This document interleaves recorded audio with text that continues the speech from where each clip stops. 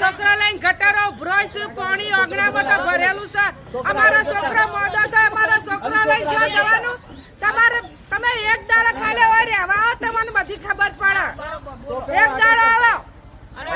છોકરા બીમાર થઈ ગયા અમારા આ વાયદા ખોટા ખોટા આપીને જતા રહેશે. મેલેરિયા ડેન્ગ્યુ પરિવારમાં કોઈ બી માણસ બીમાર પડીને કે જે આ એરિયાનો સભ્ય ચૂંટાઈને આવ્યો હશે એની જવાબદારી છે.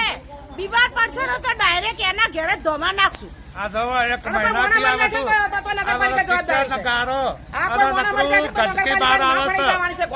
તો બીમાર રહીએ તો અમે કઈડા માણસ છો તો અહીંયા ખાવા ભાવતું નહીં. અને નગરપાલિકા વાળા એની ઠાઠડી બધા કોઈ વાપરતા નહીં. બોલો તમે બોલો.